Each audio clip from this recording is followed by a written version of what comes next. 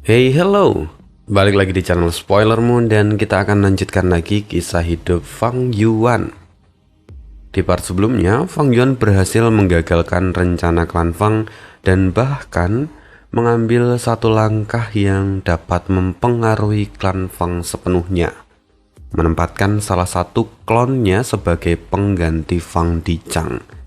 Dan tentu saja Fang Yuan juga berhasil mendapatkan istana kacang ilahi. Nah, kita akan lanjutkan lagi perjalanan dari kisah hidup Fang Yuan kali ini di part 393. Kita lihat apa yang akan dilakukan Fang Yuan berikutnya.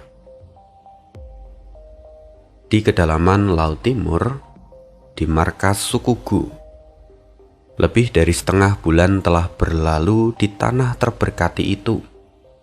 Segel yang lama tertutup akhirnya terbuka sepenuhnya. Banyak immortal berkumpul di sana.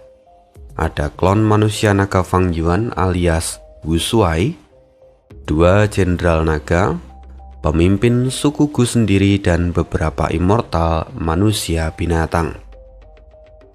Kini melihat segel yang benar-benar terbuka, pemimpin suku Gu merasa yakin bahwa orang yang ada di hadapannya adalah Wu Shuai. Bagaimanapun segel itu pada awalnya dipasang oleh Wu Shuai sendiri dan diperkuat oleh generasi pemimpin suku Gu yang berikutnya. Kala itu Wu Shuai menyadari peluangnya semakin kecil, dan dia pun mengatur agar sebagian warisannya disimpan di markas suku Gu. Kini pemimpin suku Gu menatap Wu Shuai dengan senyuman. "Silahkan Tuan." Wu Shuai mengangkat tangannya. Sebongkah batu abu-abu raksasa melayang di udara sebelum kemudian ia masukkan ke dalam apertur abadinya. Wu Shuai segera mengaktifkan metode untuk membelah batu itu. Dan dengan menggunakan teknik yang tepat, batu itu pun terbuka dengan cepat. Di sana terlihat 2 ekor Gu immortal muncul bersamaan. Salah satunya adalah Gu immortal peringkat 8, Gu Sarang Semut. Gu ini merupakan warisan inti dari petapa semut hijau, di mana Gu ini dapat digunakan untuk mengembangbiakan berbagai jenis semut tentara. Semut tentara sendiri adalah spesies yang diciptakan oleh petapa semut hijau. Semut ini sangat cocok bagi para immortal jalur perbudakan. Dalam sejarah, pasukan semut juga menjadi metode tempur yang paling sering digunakan oleh Wu Shuai. Secara alami, ratu semut memang dapat membiakkan semut yang lain, tetapi tidak bisa menciptakan ratu yang baru. Keterbatasan itu menjadi kelemahan besar, dan hal itu dapat digantikan oleh sarang semut. Kemudian, setelah ras manusia naga pada akhirnya dimusnahkan di masa lalu, Duklong juga mengeluarkan perintah untuk menghapus seluruh catatan yang berkaitan dengan mereka. Dan pada saat itu petapa semut hijau yang berada di bawah kendali istana naga dan semut tentara yang menjadi simbol dari ras manusia naga akhirnya ikut tersapu dan lenyap dari sejarah. Lalu kemudian selain Gu Sarang Semut terdapat juga Gu immortal jalur informasi peringkat 7. Namanya adalah Gu Segel Surat. Gu ini menyimpan catatan lengkap tentang semut tentara. Sekaligus Gu ini juga digunakan untuk menyegel Gu Sarang Semut. Mempertahankan Gu immortal peringkat 8 sebagai warisan itu bukanlah perkara yang mudah. Gu itu harus diberi makan secara berkala. Kalau tidak, maka Gu itu akan mati kelaparan. Wu Shuai sendiri menggunakan Gu Segel Surat untuk membungkus sarang semut dengan lapisan membran batu tebal dan menciptakan batu Gu immortal. Sebagai konsekuensinya, Gu segel surat juga harus ditinggalkan di dalam batu itu. Cara ini terbukti efektif. Setelah 1 juta tahun berlalu, Gu sarang semut masih bertahan hidup. Namun ketika Wu Shuai membedah batu itu saat ini, kedua Gu immortal sudah berada dalam kondisi yang lemah dan kelaparan. Untungnya, Wang Yuan sudah menyiapkan makanan untuk mereka. Wu Shuai pun lalu memberi mereka makan. Dan oleh karena itu, kedua Gu ini berhasil diselamatkan. Kini sambil berjalan kembali bersama dengan para immortal suku Gu, Wu Shuai berkata, "Sukumu benar-benar menepati janji. Kalian menjaga warisanku hingga hari ini. Kalian adalah sekutu yang paling dapat dipercaya bagi ras manusia naga." Pemimpin suku Gu tertawa kecil. "Senior Wu Shuai, saya ingin bicara terus terang. Jujur saja, semua itu tidak berjalan mulus. Bukan karena kami tidak menginginkan warisan ini, tetapi pemimpin suku saat itu menetapkan aturan. Setiap pemimpin baru harus menambahkan segel tambahan saat naik jabatan. Kami pun selalu mengingat wahyu dari Gu Nasib. Karena itu, warisan ini bisa bertahan hingga saat ini." Kejujuran dari pemimpin suku Gu membuat Wu Shuai tertawa lepas. Dia lalu berkata, "Persahabatan antara ras manusia naga dan sukumu telah berlangsung jutaan tahun. Dan hal itu akan terus berlanjut di masa depan. Saat ini, aku bekerja sama dengan Fang Yuan. Aku telah menyelesaikan gerakan pembunuh yang dapat menangkal pemusnahan manusia naga. Teknik itu yang dulu membunuhku dan juga rasku. Tetapi kini, teknik itu tidak lagi berpengaruh padaku." Mendengar itu, mata pemimpin sukuku berbinar. Itu sungguh kabar yang luar biasa. Kebangkitan manusia naga adalah kehendak surga. Sejujurnya, senior, oleh karena itu saya ingin meminta bantuan Anda. Selama beberapa hari di markas suku Gu, Wu Shuai menerima sambutan yang sangat hangat. Mereka bahkan berinisiatif mengembalikan semua warisan dari Wu Shuai terdahulu. Saling menguntungkan itu adalah dasar dari sebuah aliansi. Jadi wajar kalau sekarang pemimpin suku Gu mengajukan permintaan. Wu Shuai segera menjawab tanpa ragu.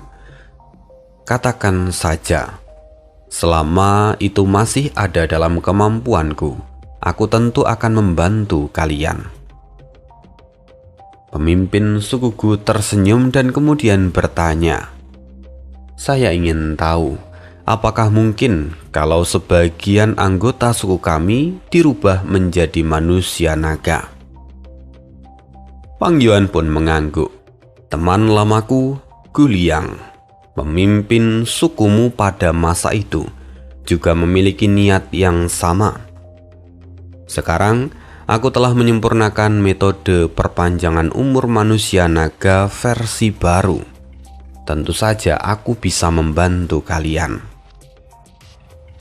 Mendengar itu pemimpin suku Gu sangat gembira. "Terima kasih senior. Kami telah menyiapkan api naga mengamuk. Mohon beritahu kami material apa lagi yang diperlukan." Suku Gu telah bersembunyi jauh di kedalaman laut. Tetapi selama jutaan tahun mereka terus mengumpulkan api naga mengamuk. Dengan sumber daya dari Laut Timur yang melimpah, persediaan mereka kini sangat besar. Wu Shuai setelah itu memberikan daftar material yang dibutuhkan, dan pemimpin suku Gu segera memerintahkan para bawahannya untuk melakukan persiapan. Beberapa hari kemudian, seluruh material dan para kandidat dibawa ke hadapan Wu Shuai. Wu Shuai lalu mengeluarkan istana naga, melakukan transformasi di dalamnya dan membuat metode itu diperkuat oleh kekuatan istana naga. Kelompok orang yang diajukan oleh suku Gu berjumlah lebih dari 10 orang. Mayoritas dari mereka adalah Master Gu peringkat 5, sementara di antara mereka ada 2 immortal. Setengah dari jumlah peserta itu adalah orang-orang yang sudah lanjut usia dan mendekati batas umur mereka. Tanpa metode lain, transformasi manusia naga adalah satu-satunya harapan mereka. Lalu setengahnya lagi adalah para elit muda dari suku Gu. Singkat cerita, beberapa hari pun berlalu. Dengan bantuan roh naga serta metode dari Wu Shuai, proses transformasi selesai dilakukan. Sebagian besar berhasil menjadi manusia naga, tetapi tentu ada beberapa kegagalan dan pada akhirnya harus kehilangan nyawa. Bagaimanapun metode ini tetap memiliki resiko. Tidak ada jaminan 100% berhasil. Meski begitu, pemimpin suku Gu sangat puas.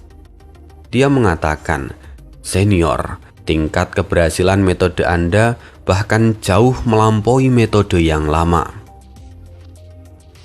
Fang Yuan tersenyum.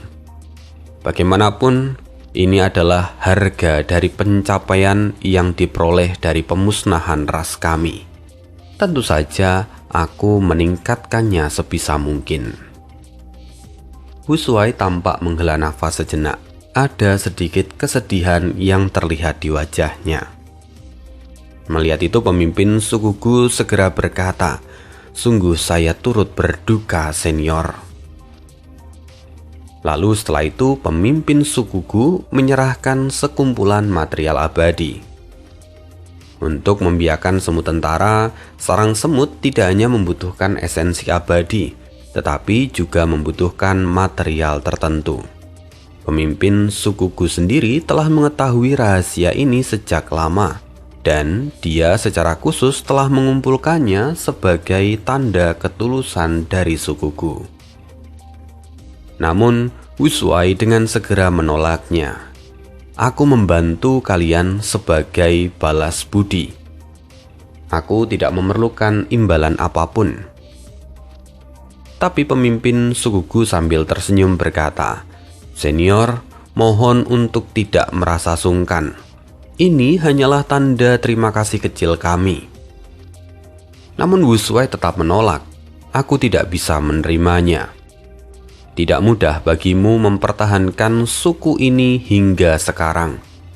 Kalian adalah sekutu paling dapat dipercaya dari ras manusia naga. Bagaimana mungkin aku memperlakukan kalian seperti ini?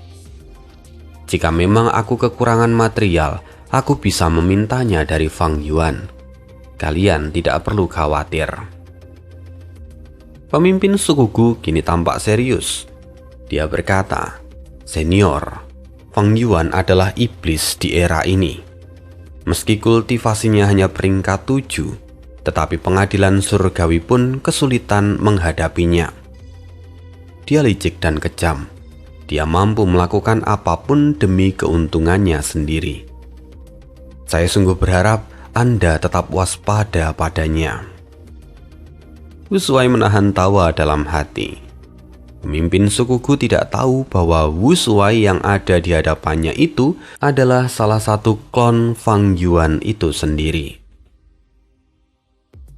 Wu Shuai lalu mengangguk pelan dan dia berkata, "Kata-katamu ada benarnya. Namun kekuatan pengadilan surgawi terlalu besar. Fang Yuan adalah bantuan penting yang tidak bisa diabaikan. Saat ini, bahkan jika aku harus meminjam kekuatan iblis, selama aku punya peluang untuk menghancurkan pengadilan surgawi dan juga Duklong, aku tidak akan ragu meski aku harus menjual jiwaku pada iblis." Hati pemimpin suku Gu bergetar. Dia lalu mengangguk sambil menghela nafas. Senior memang benar. Meski kami hidup tersembunyi, sukuku memiliki banyak sekutu. Salah satunya adalah pengadilan Kekaisaran Mermen dan kami telah menerima banyak bantuan dari mereka. Mata Wu Shuai berbinar. Sungguh, itu adalah kabar baik. Pengadilan Kekaisaran Mermen adalah kekuatan besar yang pernah didukung oleh Yang Mulia Bumi Surga. Mengingat dominasi manusia di daratan, wajar kalau sukuku sebagai manusia binatang laut memiliki hubungan dekat dengan ras duyung. Lalu pemimpin sukuku melanjutkan, selain itu kami juga memiliki koneksi di 4 wilayah lainnya. Misalnya hubungan perdagangan dengan suku Murong di dataran utara. Bahkan beberapa tahun lalu, saat tanah terberkati istana kekaisaran hancur dan gedung 88 yang runtuh, saya datang dan menghadiri pelelangan di dataran utara, lalu menerima sambutan hangat dari mereka. Wu Shuai langsung memahaminya. Dulu tubuh utamanya juga hadir di pelelangan itu, yang mana pelelangan itu dipimpin oleh Qin Bai Sheng. Dia tahu bahwa memang ketika itu ada orang yang menyamar dari Laut Timur. Kini Wu Shuai sadar bahwa orang itu tidak lain adalah pemimpin sukuku ini. Ya, transformasi manusia naga jelas telah mempererat hubungan mereka. Dan kini bahkan pemimpin sukuku pun bersedia mengungkapkan banyak rahasia. Meski hidup tersembunyi, pondasi sukuku ternyata sangat dalam. Dengan mereka sebagai titik pusat, pengaruh mereka telah menjangkau 5 wilayah, walaupun tentu sangat terbatas. Namun, di tangan Fang Yuan, pengaruh yang terbatas itu bisa saja diperbesar melalui perencanaan yang ia buat. Oleh karena itu, Wu Shuai kemudian mengirimkan kabar ini kepada tubuh utama Fang Yuan. Mendengar informasi dari Wu Shuai, Fang Yuan sangat puas. Tentu dia akan membuat perencanaan khusus untuk hal ini. Tapi untuk sekarang, Fang Yuan sendiri sudah meninggalkan gurun barat dan dia tiba di dataran utara. Dia melayang turun. Di bawahnya terbentang sebuah lubang raksasa. Pintu masuknya hampir bundar sempurna.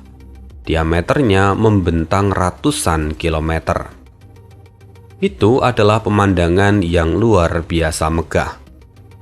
Fang Yuan memandang ke dalam. Hutan lebat berwarna hijau kekuningan terbentang luas. Raungan binatang buas terdengar dari kejauhan. Inilah salah satu dari 10 wilayah ganas di dataran utara. Gua Iblis Gila. Fang Yuan perlahan turun ke arah Gua Iblis Gila. Di sana 2 orang immortal telah menunggunya. Salah satunya berwajah pucat dengan janggut hitam panjang. Dia adalah Busi Yongheng, seorang ahli dari jalur aturan peringkat 7. Selain itu, ada juga laki-laki berbadan pendek, dikenal dengan nama Che Huazi, seorang kultivator dari jalur kebijaksanaan peringkat 7. Keduanya adalah anggota dari trio Iblis Eksentrik. Saat ini status Fang Yuan jauh berbeda dari masa lalu. Dia telah mengguncang pengadilan surgawi, dan di antara para immortal yang berjalan di jalan iblis, namanya tidak diragukan lagi sebagai sosok yang paling kuat dan juga paling terkenal. Oleh karena itu, Che Huazi dan Busi Yongheng segera memberikan salam dengan sangat baik pada Fang Yuan.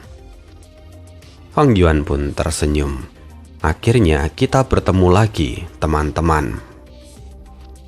Busi Yongheng menjawab, sejak perpisahan terakhir ketika kami mengetahui bahwa saudara Liu ternyata adalah Fang Yuan, Kami jujur sangat terkejut sekaligus senang.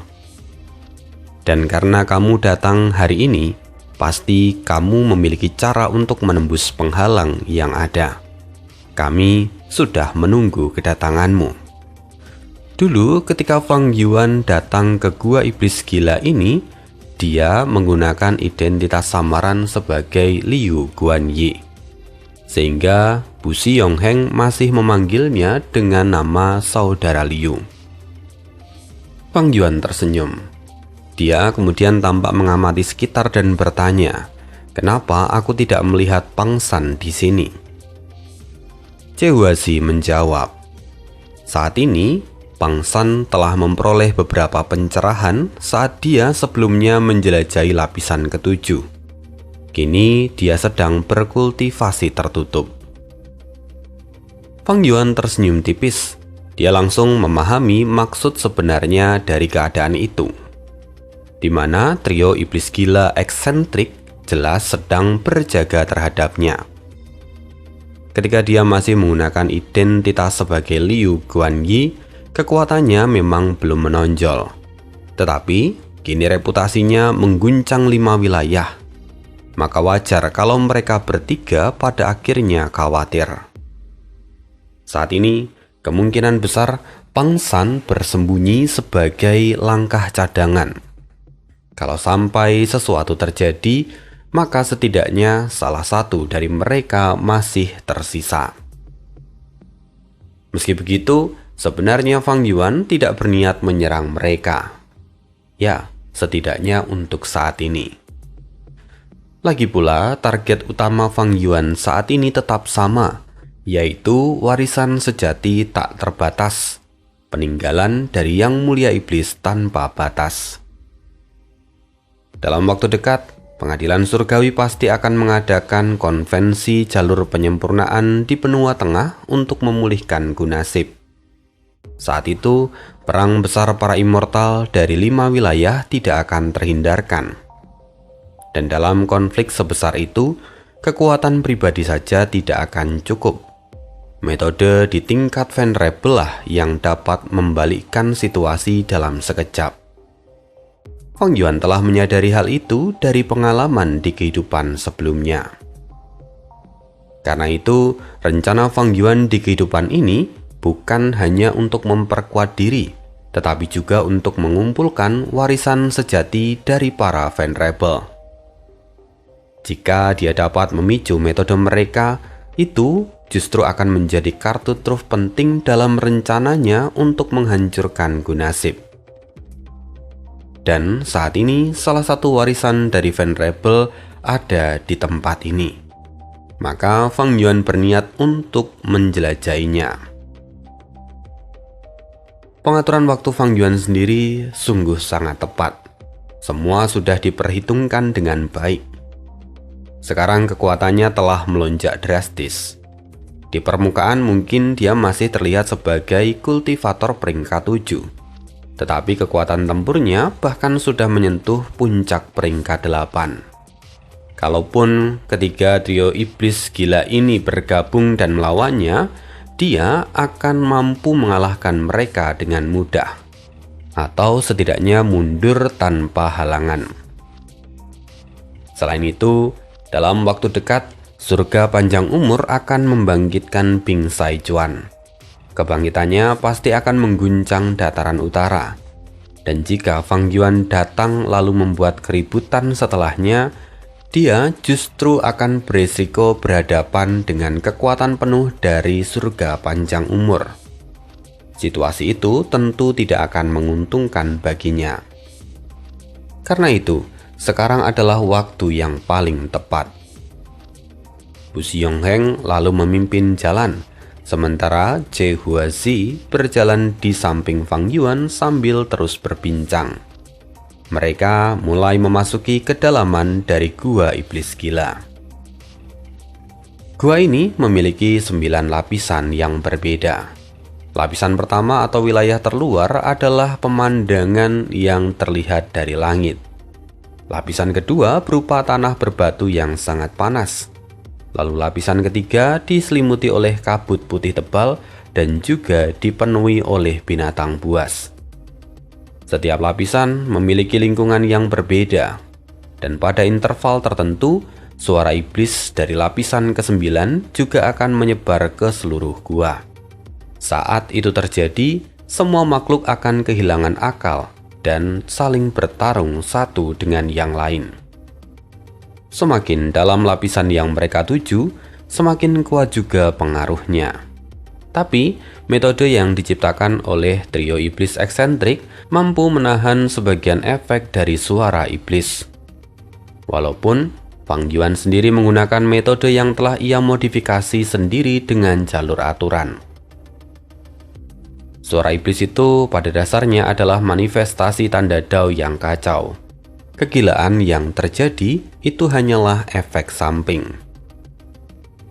Lalu, saat ini mereka terus menuruni jalur melengkung hingga mencapai lapisan ke-7. Lapisan itu pernah menjadi batas eksplorasi Fang Yuan di kehidupan sebelumnya. Selama ratusan tahun, trio iblis eksentrik juga terhenti di sana. Namun, dari jejak warisan yang mulia iblis tanpa batas yang tersebar, mereka mampu menyimpulkan gambaran dari lapisan terakhir meskipun mereka belum pernah memasukinya. Cahaya warna-warni kini tampak memenuhi pandangan Fang Yuan. Tanah, batu, dan bahkan rumput memancarkan kilauan cahaya. Semua itu terjadi karena kepadatan tanda Dao yang ada di sini begitu tinggi. Sampai-sampai semua yang ada di sana memancarkan cahaya secara alami.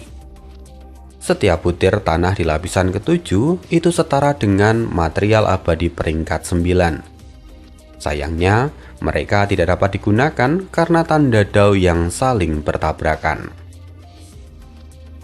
Fang Yuan sudah memahami semua itu, dan dia tidak lagi merasa kecewa.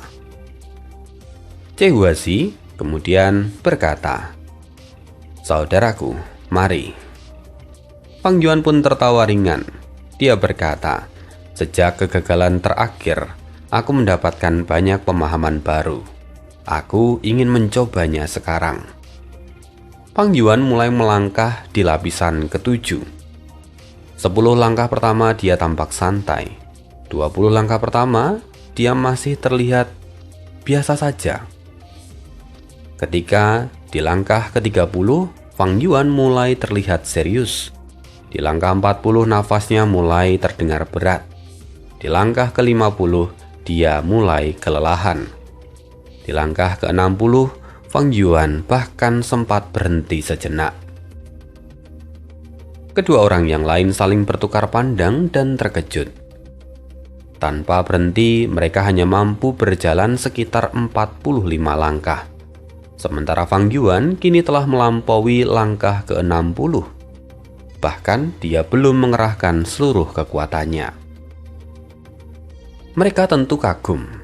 Tetapi yang sebenarnya terjadi mereka tidak tahu. Bahwa tubuh abadi berdaulat membuat Fang Yuan tidak mengalami konflik tanda Dao sama sekali. Kelelahan yang ia tunjukkan hanyalah sandiwara. Dia sengaja menahan diri untuk menyembunyikan kemampuan sejatinya. Meski begitu, mereka berdua berseru dan memuji Fang Yuan. Sungguh seperti yang diharapkan dari Fang Yuan. Fang Yuan pun tersenyum tipis. "Kalian tidak perlu merendah. Aku memiliki banyak pengalaman dari kelahiranku kembali. Dan metode kalian pun tidaklah asing bagiku." Kata-kata itu terdengar seperti pujian, tapi sekaligus juga peringatan halus kepada mereka. Akhirnya mereka bertiga terus bergerak lebih dalam. Tekanan pun terasa semakin berat. Bu Xiong-heng berkata, "Di depan kita adalah area di mana kita akan lebih mudah bergerak jika kita berjalan dengan tanda Dao yang sesuai dengan kita. Jadi, karena itu kita akan berpisah untuk sementara." Bu Xiong-heng lalu memilih jalur kiri, di mana tempat itu dipenuhi oleh tanda Dao jalur aturan. Sementara Chehuazi juga memilih jalurnya sendiri yang dipenuhi dengan tanda dao jalur kebijaksanaan. Fang Yuan sebenarnya dia bisa berjalan lurus tanpa hambatan, tetapi dia kini memilih rute berliku untuk tetap melanjutkan sandiwaranya. Kedua orang itu memperhatikan Fang Yuan dengan seksama. Masing-masing dari mereka menyimpan pemikiran mereka sendiri. Bagaimanapun lapisan ketujuh dari gua iblis gila itu sangat luas. Dalam persepsi Bu Xiong-heng dan juga Chen Huazi, ruangan itu terasa jauh lebih besar lagi karena setiap langkah harus dipertimbangkan dengan cermat, sambil menahan tekanan dari konflik tanda dao yang tak terhitung jumlahnya. Semakin jauh mereka berjalan, semakin berat rasanya. Tekanan yang meningkat membuat jarak mereka terasa berlipat ganda. Sementara Fang Yuan bergerak seperti immortal biasa untuk sementara waktu. Beberapa saat, Fang Yuan juga berhenti. Jalannya terputus, di depannya dipenuhi tanda dao dari jalur yang lain. Untungnya setelah melewati bagian itu, jalur yang sesuai kembali muncul. Fang Yuan kini berada di depan. Dia melirik kedua orang yang lain dari kejauhan. Mereka sudah tertinggal jauh dan bergerak dengan susah payah saat ini. Fang Yuan tampak menggertakkan gigi dan melangkah maju. Dia berpura-pura kesulitan. Setiap langkah yang ia ambil terlihat berat, hingga akhirnya dia menembus bagian itu dan kembali ke jalur yang cocok dengannya. Dalam hati dia tersenyum pahit. Bukan karena tekanan dari tanda dao yang melelahkan, melainkan menjaga aktingnya sendiri itu lebih melelahkan. Sementara di kejauhan, kedua orang yang lain saling bertukar pandang. Kekuatan Fang Yuan sekali lagi telah melampaui perkiraan mereka. Bahkan ketika tampak kesulitan, kecepatannya pun masih jauh lebih cepat daripada mereka berdua. Sementara itu sekarang, Bu Xiong-heng sudah mengalami serangan internal sampai dipaksa muntah darah. Sementara Che Huazi kini sudah berubah pucat keunguan. Akhirnya mereka pun terpaksa berhenti. Kini mereka telah mencapai batas. Fang Yuan masih terlihat bergerak di depan. Dia tampak lelah, tapi jelas belum kehabisan tenaga. Dia benar-benar monster, pikir mereka berdua. Mereka hanya bisa menghela nafas tak berdaya. Mereka harus mengakui pencapaian Fang Yuan yang memang mengerikan. Che Huazi mendengus. Dia memutuskan untuk mengamati dari jauh. Sebelumnya mereka sempat mempertimbangkan untuk memberi tahu beberapa petunjuk pada Fang Yuan. Tetapi untuk sekarang mereka menunggu sampai Fang Yuan benar-benar mencapai batasnya. Sementara itu, Fang Yuan masih terus melangkah. Dia berhenti sejenak di suatu titik. Tempat itu adalah tempat yang pernah ia lihat di kehidupan sebelumnya. Namun, kini tanda dao di sekitarnya telah berubah. Dia tidak terkejut. Bagaimanapun di lapisan ketujuh, keadaan tanda dao di sana memang selalu bergeser setiap kali gelombang suara iblis menyapu lapisan atas. Jadi, Fang Yuan hanya bisa terus melangkah. Dia terus menjauh. Kedua orang yang lain hanya bisa memandang punggung Fang Yuan yang terlihat semakin kecil. Ketika Fang Yuan melampaui rekor terjauh Che Huazi, kelopak mata dari Che Huazi tampak berkedut. Dia menghela nafas panjang. Dia harus mengakui kenyataan bahwa dia telah dilalui oleh Fang Yuan. Rasa iri, kepahitan, dan kekecewaan bercampur menjadi satu. Sementara Bu Xiong-heng yang sejak awal memiliki pencapaian paling rendah justru kini terlihat lebih tenang. Namun keterangan itu segera berubah. Suara iblis mulai terdengar. Kepanikan menyelimuti lapisan ketujuh dari gua iblis gila ketika suara iblis itu muncul jauh lebih cepat dari perkiraan mereka. Bu Siongheng pucat ketakutan, sementara Che Huazi segera menyadari bahwa perhitungan mereka tentang siklus suara iblis telah bergeser. Keduanya langsung memilih mundur. Waktu ini adalah kesempatan terakhir mereka sebelum resonansi penuh terjadi. Mereka berteriak memperingatkan Fang Yuan. Dalam kondisi normal, bahkan tokoh sekuat Duklong pun akan berada dalam bahaya besar jika terjebak saat tsunami tanda dao meledak. Lapisan itu akan berubah menjadi zona terlarang, yang mana itu dapat melahap siapapun. Kedua orang itu mempertaruhkan seluruh kekuatan mereka. Mereka muntah darah saat berjuang mundur, menahan tekanan yang semakin liar. Ketika hampir mencapai lapisan ke-6, Bu Siongheng ambruk, dan Che Huazi langsung mengangkatnya dan berlari sekuat tenaga.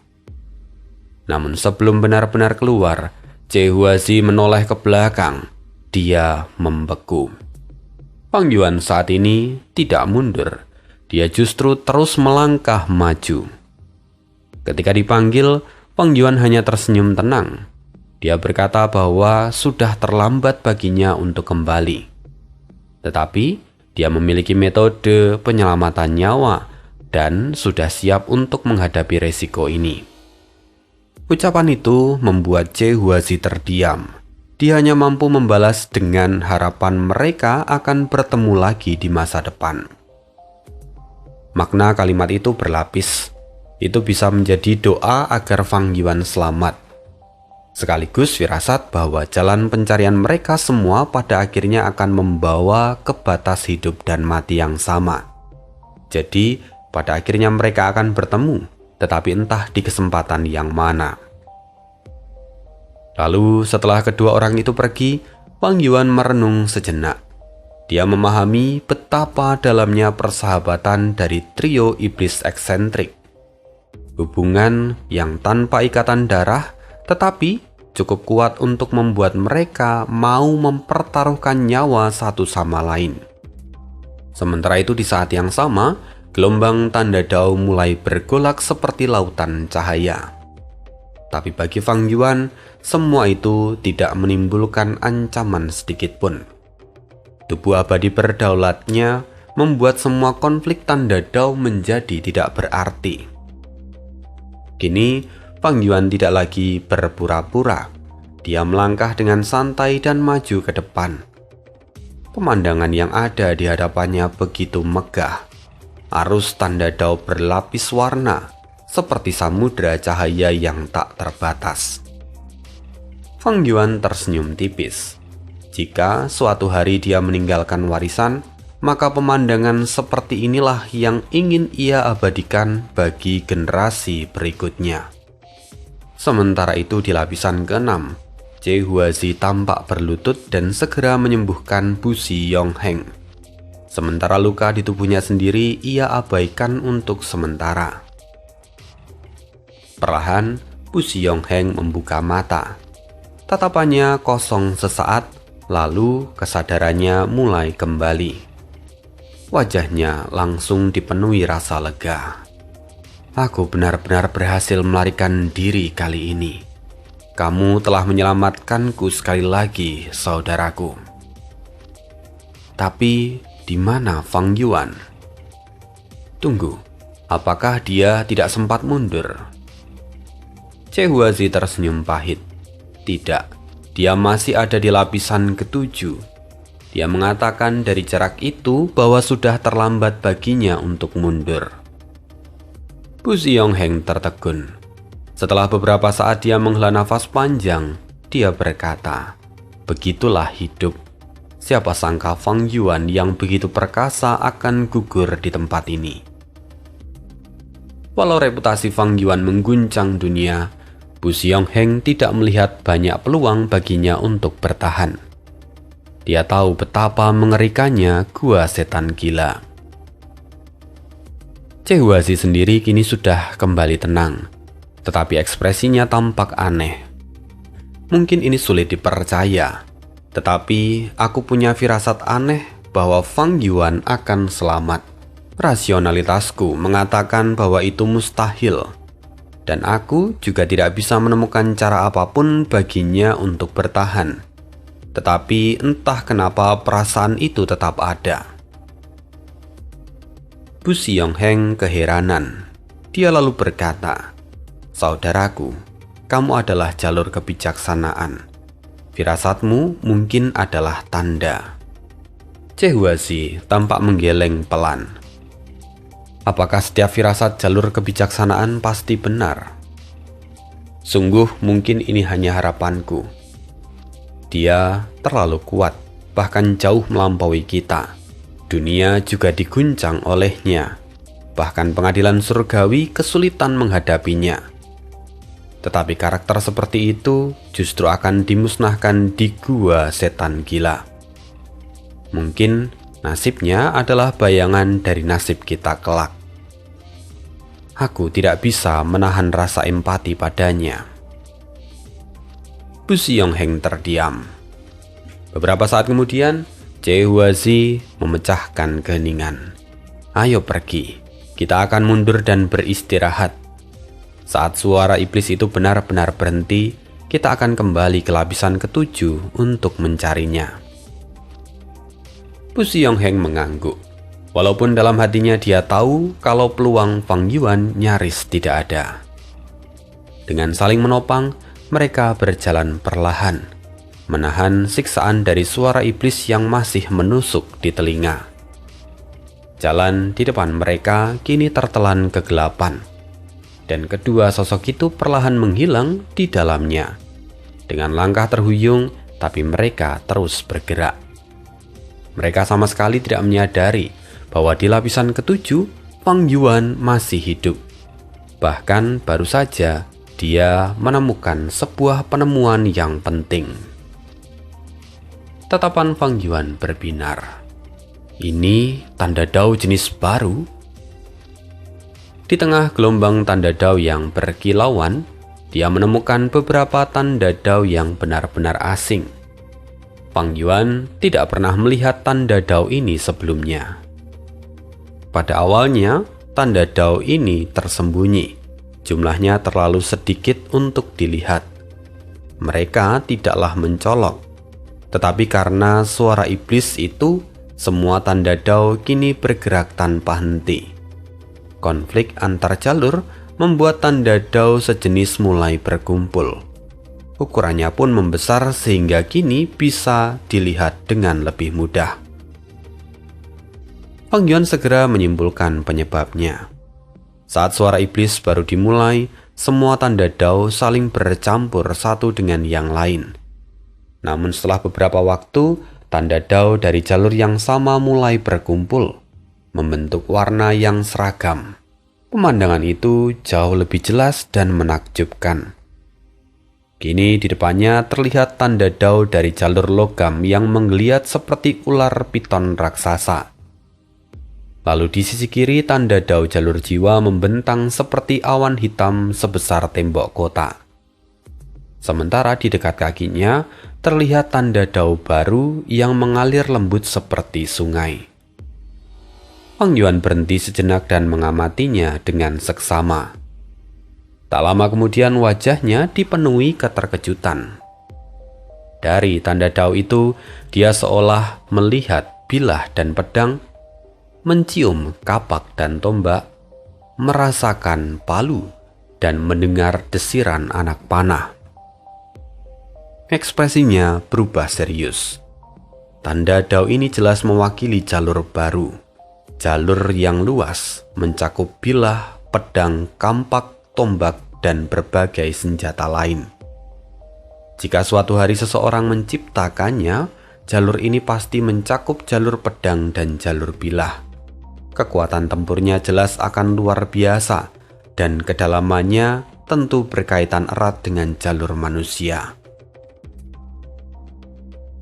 Tak lama kemudian, Fang Yuan menggelengkan kepala. Entah berapa generasi dan berapa lama waktu yang dibutuhkan untuk benar-benar membentuknya. Mungkin saja saat ini sudah ada orang yang memiliki gagasan tentang jalur ini. Kalau dia melihat pemandangan ini, pasti dia akan sangat terbantu. Atau mungkin tidak ada seorang pun yang akan pernah memikirkan hal ini. Kalau memang begitu, maka jalur ini akan tetap terkubur seperti peti harta karun yang tak pernah ditemukan. Fang Yuan sama sekali tidak merasa menyesal. Situasi seperti ini biasa terjadi di duniaku. Jalur luar biasa itu membutuhkan orang yang luar biasa untuk menemukannya. Tetapi saat ini Fang Yuan tidak memiliki niat untuk menciptakan jalur baru. Jalur yang ia tekuni saja sudah menyita seluruh waktunya. Membangun jalur baru jelas membutuhkan energi dan waktu yang tak terbayangkan. Itu adalah sesuatu yang tidak dia miliki saat ini. Akhirnya Fang Yuan kembali berjalan maju. Sepanjang jalan dia menemukan semakin banyak tanda dao baru. Ada yang berkumpul menjadi bola halus. Ada pula tanda dao yang menyebar di tanah seperti karpet. Lalu ada tanda dao lain yang mengalir dengan deras. Pemandangan itu benar-benar misterius, bahkan membuat hati Fang Yuan bergetar. Fang Yuan sempat ingin mengambil beberapa tanda dao baru itu.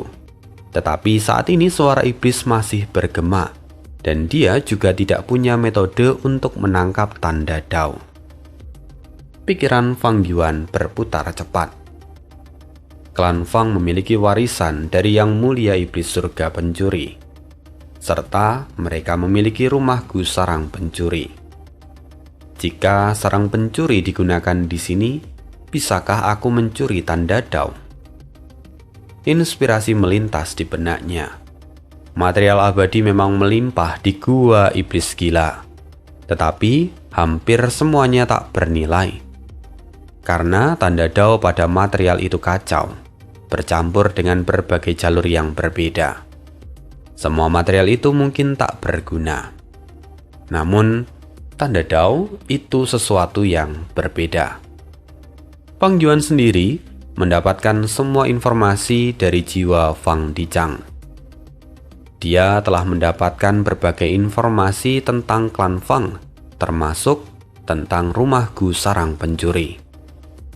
Dikatakan bahwa rumah Gu itu memang warisan surga pencuri, tetapi saat ditemukan kondisinya sangat rusak. Jalur pencuri juga bukan bidang yang dikuasai oleh klan Fang, dan ketika mereka mendapatkannya, inti warisannya belum lengkap sehingga tidak pernah benar-benar dipulihkan. Sarang pencuri dalam keadaan sekarang hanya memiliki satu kemampuan, menggunakan material abadi jalur pencuri sebagai katalis.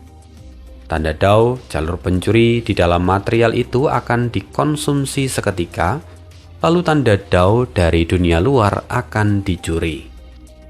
Tanda dao yang dicuri sendiri akan melekat pada material abadi itu, membuatnya dipenuhi oleh tanda dao yang kacau dari berbagai jalur. Situasinya justru mirip dengan kondisi dari gua iblis gila. Sarang pencuri mampu mencuri tanda dao, tetapi tidak memiliki cara untuk memanfaatkannya. Inilah alasan utama Fang Yuan dulu tidak tertarik untuk mempelajari rumah Gu Sarang Pencuri. Namun sekarang situasinya berbeda. Ketika tanda dao sejenis berkumpul, maka Fang Yuan bisa menggunakan sarang pencuri untuk menciptakan material abadi dari jalur tertentu. Material itu akan memiliki tanda dao yang seragam dan tentu bisa digunakan. Memikirkan kemungkinan itu, dada Fang Yuan terasa panas. Jika gagasan ini berhasil, maka dia bisa memiliki sumber material abadi peringkat 8 atau bahkan peringkat 9 yang nyaris tak terbatas. Nilai kekayaan itu begitu besar hingga Fang Yuan bahkan sulit memperkirakannya. Material abadi semacam itu tidak hanya berguna untuk transaksi dan penyempurnaan Gu, tetapi juga untuk memahami jalur yang terkait. Misalnya, tanda dao baru dapat dijadikan sebagai referensi untuk mengembangkan jalur yang belum pernah ada. Walaupun tanda dao sejenis hanya akan berkumpul saat suara iblis muncul, ini adalah masalah yang lain. Karena kalau pada saat seperti itu mengaktifkan gerakan pembunuh atau rumah Gu itu akan sangat beresiko. Susunan tanda Dao bisa terganggu dan menyebabkan kegagalan dan serangan balik. Belum lagi rumah Gu mungkin tidak bisa dibentuk di sini karena rumah Gu pada dasarnya bukanlah tubuh abadi berdaulat. Jika dibawa keluar, konflik tanda Dao tentu bisa menghancurkannya. Ini adalah pertimbangan lain yang harus Fang Yuan pikirkan. Memang keuntungannya akan sungguh luar biasa, tetapi kesulitan teknisnya juga sangat besar. Fang Yuan menghela nafas pelan. Dia akhirnya menunda pikiran itu. Lalu dia kembali bergerak maju. Langkahnya kini semakin cepat. Adapun tanda Dao yang menghalangi semuanya tidak lebih berbahaya dari hembusan angin baginya. Dan tak lama kemudian, Fang Yuan menemukan tanda Dao jalur mimpi. Gua Iblis Gila memang mengandung hampir semua jenis tanda Dao. Tentu salah satunya adalah jalur mimpi. Fang Yuan sempat berhenti sejenak dengan hati-hati. Dia menyelidikinya. Dia segera memastikan bahwa tanda Dao jalur mimpi ternyata juga tidak berbahaya baginya. Karena itu hanyalah tanda Dao, bukan alam mimpi. Bagi tubuh abadi berdaulat, tanda Dao ini hanyalah material abadi yang bergerak. Kalau itu sungguh adalah alam mimpi, maka Fang Yuan harus menghindarinya. Tapi sekarang tidak begitu. Dia terus melaju tanpa hambatan.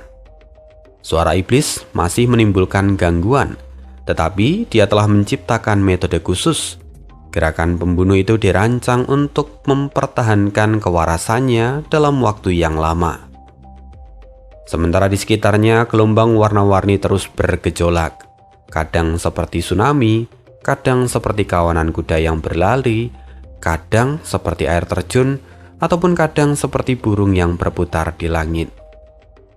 Dan Fang Yuan berjalan di tengah semua itu. Kalau trio iblis eksentrik melihat pemandangan ini, rahang mereka pasti terjatuh ternganga. Ini bukan sekedar melampaui akal sehat, ini telah menghancurkan pemahaman mereka tentang tempat ini. Fang Yuan sendiri terus masuk lebih dalam, mencapai kedalaman yang bahkan tidak pernah dibayangkan oleh trio iblis eksentrik. Sampai pada akhirnya, Fang Yuan tiba di pintu masuk lapisan ke-8. Dia berhenti. Di hadapannya ada 3 jalur. Satu jalur dipenuhi cahaya emas dengan aura keberuntungan yang melonjak. Satu jalur lagi gelap dan mencekam, seakan dipenuhi oleh niat membunuh. Satu jalur yang lain tampak sederhana namun memancarkan aura kebijaksanaan. Mata Fang Yuan berbinar. Ini pasti adalah jejak para fan rebel. Jalur keberuntungan milik The Great Sun, jalur jiwa milik jiwa spektral, dan jalur bumi milik bumi surga. Ketiganya pernah sampai di sini.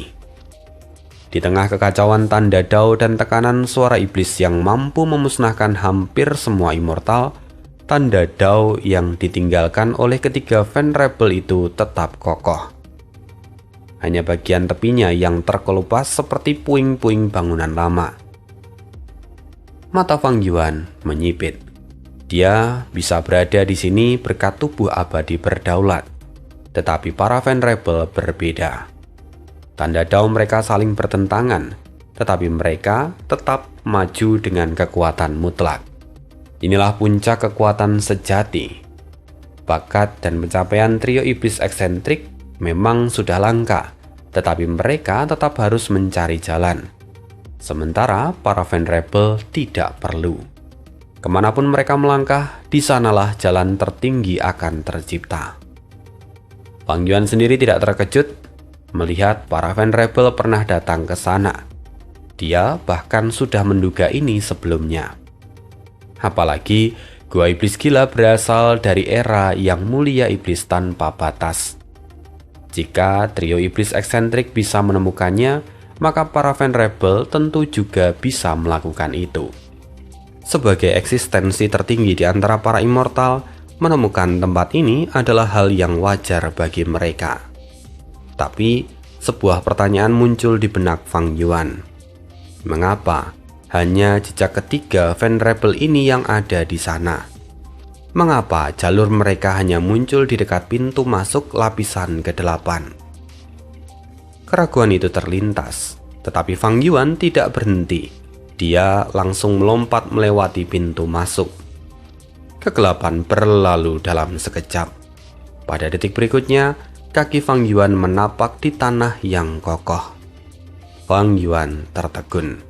Pemandangan di lapisan ke-8 benar-benar di luar dugaan. Tempat itu tidak memiliki kesamaan sedikit pun dengan lapisan ke-7 ataupun lapisan sebelumnya. Tempat ini adalah padang rumput yang luas. Rumput hijau membentang tanpa ujung. Langit biru cerah dihiasi oleh awan putih. Tidak ada matahari, tetapi cahaya memenuhi seluruh tempat itu.